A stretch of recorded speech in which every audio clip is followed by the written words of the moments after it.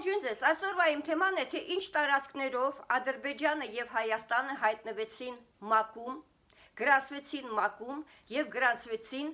Եվրոմիության խորհրդում։ Դրա համար ես դիմեցի պատմական փաստաթղթերին, որ ոչ մեկ իր չկարողանա ինձ ասել, որ այսպիսի բան գոյություն չի ունեցել եւ այսպիսի փաստաթղթեր չկան։ Սկսենք ամենասկզբից։ Դեկտեմբերի 1-ին 1989 թվականին Լեռնային Ղարաբաղի խորհուրդը հայտարարեց, որ նա միանում է Հայաստանին, Հայաստանի Հանրապետությանը։ Հետո 3 տարի անց, չէ 2 տարի անց, դեկտեմբերի 10-ին 91 թվականին Լեռնային Ղարաբաղը անց է կացնում հանրաքվե, որտեղ հայտարարում է, որ նա անկախ է դառնում Ադրբեջանից, Ադրբեջանի Հանրապետությունից։ Հիմա այստեղ այս թվերի մեջտեղը տեղավորվեց Ադրբեջանը, որը 1 ամիս առաջ, այսինքն 91 թվականի նոյեմբերի 26-ին, 20 օր առաջ, Ադրբեջանի Հանրապետությունը լիկվիդացնում է ուրեմն Լեռնային Ղարաբաղի անկախությունը Ադրբեջանից, ավտոնոմ այդ ռեգիոնը անկախացումից նա լիկվիդացնում է Լեռնային Ղարաբաղը որպես ավտոնոմ ուրեմն շրջան։ Հիշեցնեմ ձեզ, 91 թվականի նոյեմբերի 26-ին Ամերիկայի հորդորով Ադրբեջանի Հանրապետությունը լիկվիդացնում է Լեռնային Ղարաբաղի ավտոնոմ կարգավիճակը, ուրեմն ավտոնոմ ռեգիոն լինելու կարգավիճակը, իսկ 20 օր հետո,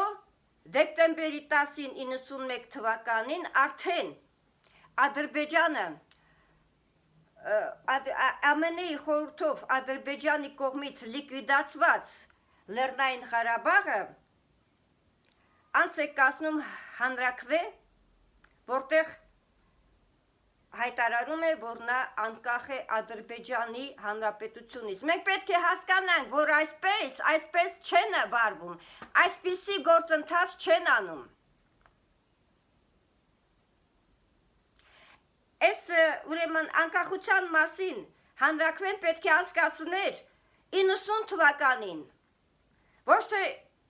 91 թվականի դեկտեմբերի 10-ին, 10-20 օր հետո, այսինքն դրանից առաջ, 20 օր առաջ, Ադրբեջանը արդեն լիկվիդացրեց ԱՄՆ-ի խորհրդով, Ադրբեջանը լիկվիդացնում է Ղարաբաղի ավտոնոմ ռեգիոնը, Լեռնային Ղարաբաղը լիկվիդացնում է որպես ավտոնոմ շրջան։ Դրանից հետո նոր Լեռնային Ղարաբաղի իշխանությունը 20 օր հետո անց է կացնում հանրաքվե, արդեն լինելով լիկվիդացված վիճակում։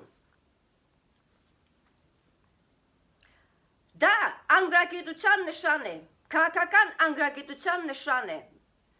ոչ կոմպետության նշան է դա։ Հիմա ես շարունակեմ։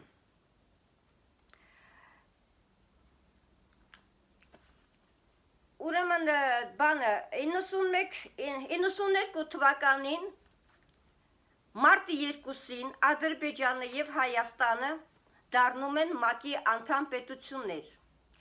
Ադրբեջանը դառնում է ՄԱԿ-ի անդամ պետություն մարտի 2-ին 92 թվականին, Լեռնային Ղարաբաղը ներառյալ, իսկ Հայաստանը դառնում է մարտի 2-ին 92 թվականին ՄԱԿ-ի լիարժեք անդամ, լիաիրավ անդամ, առանց Լեռնային Ղարաբաղի, որովհետև ՄԱԿ-ում չէր կարող երկու պետություն ունենալ նույն շրջան, իրենց կազմերի մեջ։ Մեկը պետք է զիջեր մյուսին։ Իսկ քանի որ Ադրբեջանը արդեն լիկվիդացրել էր մինչ այդ, մինչ 92 թվական մարտի 2-ը արդեն Ադրբեջանը լիկվիդացրել էր Լեռնային Ղարաբաղի ավտոնոմ շրջանը եւ մտցրեց Լեռնային Ղարաբաղը իր կազմի մեջ, Հայաստանը չուներ արդեն ոչ մի քաղաքական իրավունք Լեռնային Ղարաբաղի վրա եւ նա չէր կարող դառնալ ՄԱԿ-ի անդամ Լեռնային Ղարաբաղի հետ միասին Հայաստանը։ Շարունակենք փաստերը, դա փաստաթղթեր են։ Դեկտեմբերի 2-ին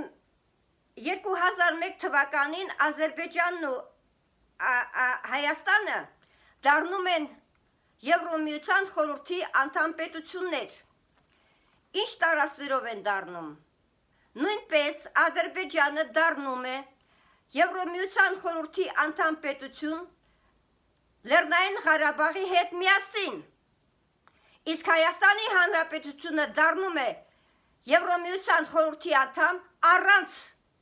Լեռնային Ղարաբաղի, որովհետև կրկնում եմ, երկու պետություն չեն կարող իրավունքներ ունենալ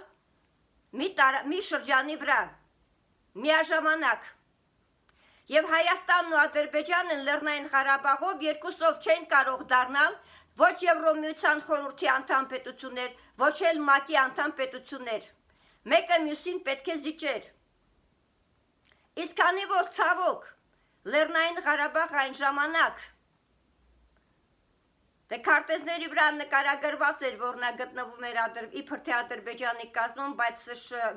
ուներ ավտոնոմ կարգավիճակ, բայց դա կապ չուներ,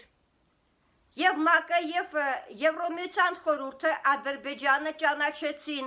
իրենց կազմի մեջ, եւ ՄԱԿ-ի կազմի մեջ, եւ Եվրոմիության խորհրդի կազմի մեջ Լեռնային Ղարաբաղի հետ միասին։ Ու պետք չէ ասել, որ այսպիսի փաստաթղթեր չեն եղել եւ այսպիսի բաներ չեն եղել, չեն կատարվել։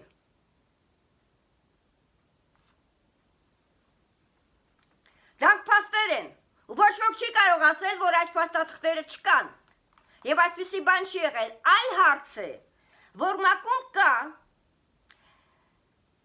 անչճանաչված պետությունների մասին հոդվածներ կան այդտեղ, բայց Հայաստանը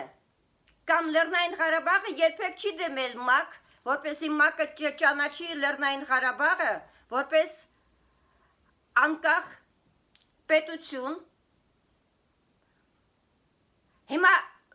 եթե մեկը գիտի այդ հայցը Լեռնային Ղարաբաղի կողմից ՄԱԿ, թող այդ ցույց տա ինձ այդ հայցը, այդ թիվը, օրը, տարեթիվը, երբ է Լեռնային Ղարաբաղը հայց ներկայացրել ՄԱԿ-ին, որպեսզի ՄԱԿ-ը նրան ճանաչի Լեռնային Ղարաբաղի անկախությունը, որպես սկզբից չճանաչված պետություն, հետո ՄԱԿ-ը ճանաչի Լեռնային Ղարաբաղը որպես անկախ պետություն։ Այսպիսի հայց չի եղել։ Երբեք։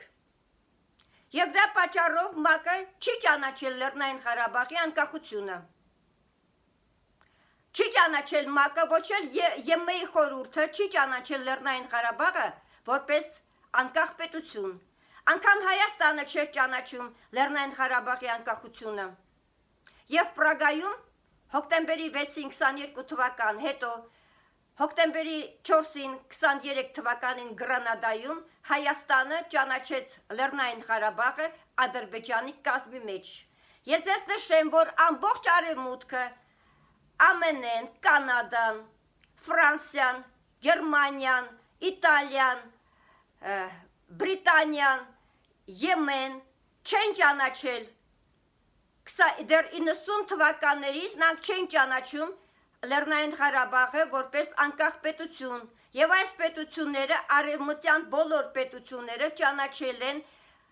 Լեռնային Ղարաբաղը միայն ու միայն Ադրբեջանի կազմի մեջ, անկախ Մինսկի խմբից, անկախ այդ ԵՀԿ-ի Մինսկի խմբից։ Դա առանձին գործառույթ էր եւ այդ գործառույթը հաշվետու էր ՄԱԿ-ին, թե ինչ է կատարվում Լեռնային Ղարաբաղում եւ Լեռնային Ղարաբաղի շուրջ։ Իսկ քանի որ ԱՄՆ-ն ու Ֆրանսիան միշտ ճանաչել են Ադրբեջանի տարածքային ամբողջականությունը Լեռնային Ղարաբաղի հետ, միասին նրանք ամեն ինչ անում էին, որ Լեռնային Ղարաբաղը մնա Ադրբեջանի կազմի մեջ, որ Լեռնային Ղարաբաղը երբեք չմտնի Հայաստանի կազմի մեջ կամ երբեք չդառնա անկախ պետություն։ Դա պատմական փաստեր են եւ ԱՄՆ եւ Ֆրանսիայի պետական դիրքորոշումն է եղել 91 թվականից մինչև այսօր։ Շնորհակալություն։